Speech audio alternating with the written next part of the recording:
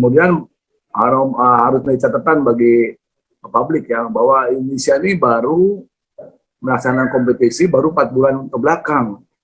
Ya. Jadi baru 4 bulan loh. Ya. Padahal Vietnam tuh kompetisinya udah dari tahun 2020, sebentar COVID tetap dia jalan. Thailand juga demikian. Kaigat ulang coba-coba. Ya teman-teman, seperti yang kita ketahui, Piala AFF telah usai. Thailand berhasil menjadi juara. Indonesia di runner-up. Walaupun demikian, banyak sekali harapan dari pendukung, penonton, supporter Timnas Indonesia agar Sintayong, pelatih Timnas Indonesia saat ini sukses bersama Timnas Indonesia suatu saat nanti. Oleh karena itu ada 3 hal yang ingin aku bahas di video ini teman-teman, untuk memberikan support system kepada Sintayong ataupun pelatih-pelatih Timnas Indonesia nantinya agar sukses bersama Timnas Indonesia. Yang pertama, Sintayong saat ini butuh kualitas pelatih di Liga 1 yang mumpuni, berkarakter, kaya akan taktik, yang dimana secara jelas akan mempengaruhi pemain secara individu dan tentunya akan tidak merepotkan Sintayong ketika pemain tersebut dipanggil di Timnas Indonesia. Nanti itu kita bahas lagi. Yang kedua teman-teman, kompetisi Liga 1 dan Liga 2 harus dikelola secara profesional. Tentunya dimanapun itu berada teman-teman, kompetisi ini menjadi barometer kekuatan daripada Timnas Indonesia ataupun timnas dari negara manapun itu. Karena kalau misalnya bagus kompetisi ya diharapkan timnas juga akan bagus. Kemudian yang ketiga, infrastruktur. Ini sering banget kalau kita membahas timnas Indonesia, infrastruktur menjadi topik yang tidak pernah dilupakan. Oke, kita bahas dulu dari kualitas pelatih Liga 1 Indonesia. Ini no offense ya teman-teman. Tidak ada menyerang karakter siapapun pelatih di Liga 1 Indonesia. Kalau kita bicara tentang kualitas pelatih di Liga Indonesia, menurut kalian siapa yang berkarakter? Berkarakter dalam arti seperti ini. Kita ambil case dari pelatih-pelatih yang berasal dari Eropa, teman-teman. Pep Guardiola, mantan pelatih Barcelona, Bayern Munich, dan sekarang di Man City. Yang dimana kalau kita sebelum menonton pertandingan Pep, kita udah tahu nih. Permainan dari Pep Guardiola bersama Man City, ball possession, menyerang terus-menerus. Itu dilakukan oleh Pep Guardiola.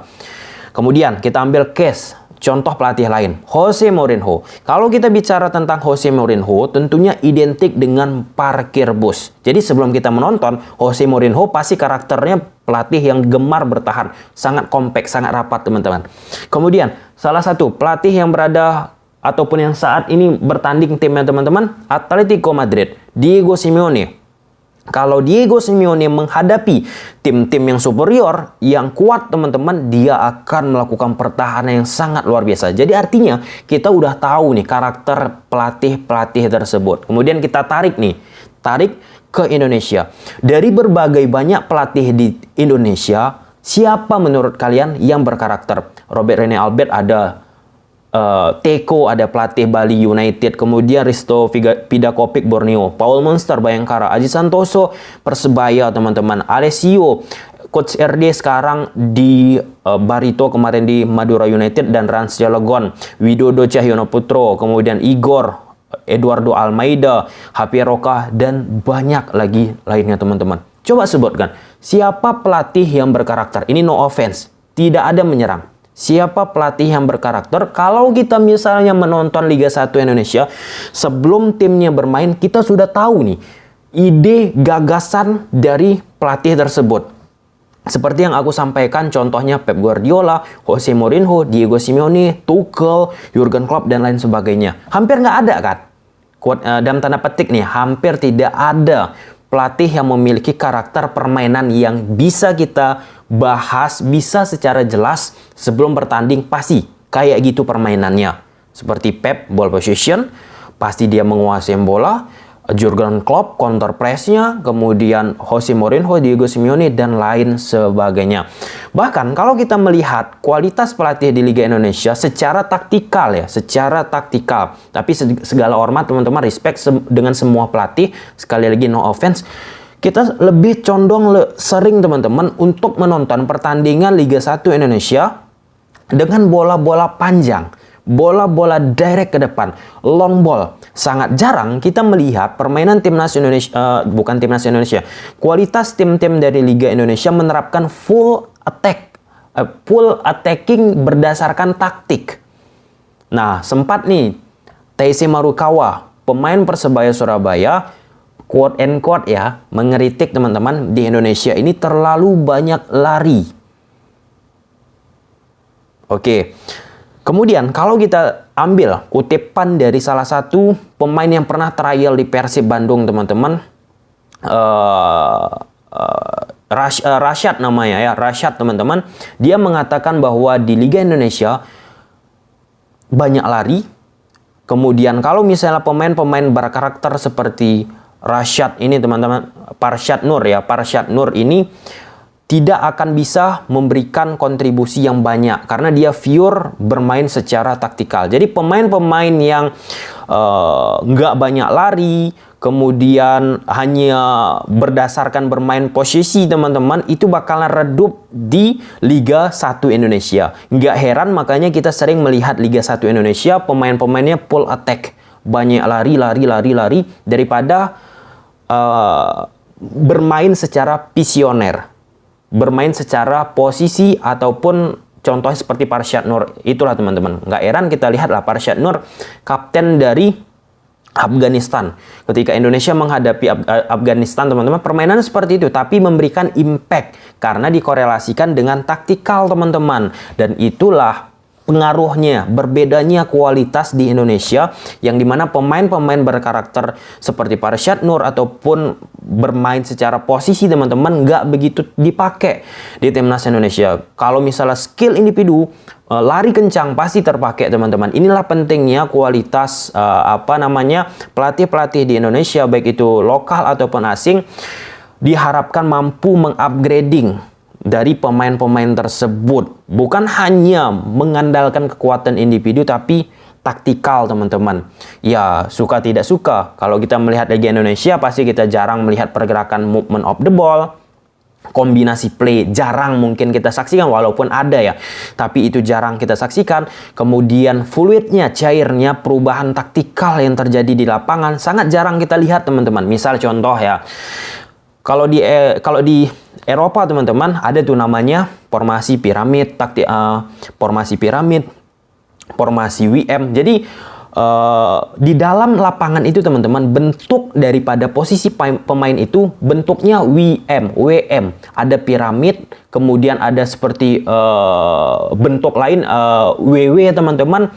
Jadi hal-hal ini harus ditingkatkan kembali di Liga Indonesia itu sendiri. Nggak hanya mengandalkan permainan direct ball, melakukan kesalahan, kemudian counter attack. Hal itu aja yang sering kita lihat di Indonesia mungkin beberapa kali diandalkan, selain daripada memanfaatkan bola mati. Penting sekali untuk mengupgrade, meningkatkan kualitas dari pelatih Liga 1 Indonesia. Kalau kita komparasikan dengan Liga Thailand, teman-teman, bermainnya full. Ada beberapa tim yang full memang pure taktikal, teman-teman. Walaupun di divisi ataupun peringkat bawah dari Liga Thailand, timnya masih juga mengandalkan permainan counter attack, direct ball, dan sejenisnya. Wajar sih, mungkin tidak memiliki kualitas pemain yang mumpuni. Tapi kalau kita berkaca dengan Sintayong, tentunya membutuhkan kualitas pelatih-pelatih yang mumpuni juga agar Sintayong tidak kesulitan pada akhirnya saat merekrut pemain yang berasal dari kompetisi Liga 1 Indonesia, teman-teman. Ya, kalau kita lihat aja lah, makanya nih nggak heran, teman-teman, banyak pemain timnas Indonesia yang berada di luar Indonesia, disokong oleh pelatih yang mumpuni, tentunya akan memberikan impact yang bagus untuk pemain tersebut. Contoh lagi nyata nih, teman-teman, ketika pelatih di suatu liga memberikan impact yang besar, karakter yang besar, teman-teman. Pada saat Spanyol menjadi juara dunia, Piala Dunia Euro, teman-teman, pada saat itu Pep Guardiola bersama Barcelona memberikan pondasi permainan yang sangat luar biasa, yang dimana suka tidak suka pada saat pelatih timnas Spanyol menjadi pelatih Spanyol, tentunya memberikan dan mengambil contoh permainan dari Barcelona dan sukses mengadaptasi apa yang dilakukan Barcelona di di Spanyol, teman-teman. Jadi akibat pelatih yang berkualitas di Liga Spanyol pada saat itu, Pep Guardiola, memberikan pengaruh besar kepada akar pokok permainan dari timnas masing-masing negara tersebut. Jadi ada korelasinya sangat jelas, teman-teman. Kemudian kualitas Liga 1 atau Liga 2 ya. Kita lihat aja lah. Liga 1, Liga 2 kita saat ini, teman-teman.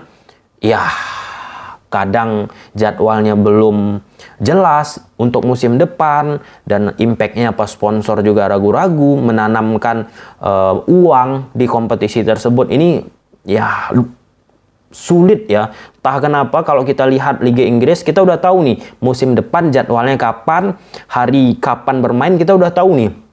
Sedangkan kalau Indonesia ya kita nggak tahu. Siapalah menurut kalian yang tahu dia? Mungkin hanya Allah Subhanahu wa taala yang tahu kapan jadwal Liga 1 Indonesia ke depannya. Dan terakhir, infrastruktur. Ini sangat penting, teman-teman, yang efeknya ya. Kalau bagus infrastruktur kita, lapangan kita, pembinaan anak-anak usia muda dengan lapangan bagus akan sangat mudah bermain 1-2 sentuhan, dan passingnya juga pastinya diharapkan akurat ketika dibawa ke timnas Indonesia.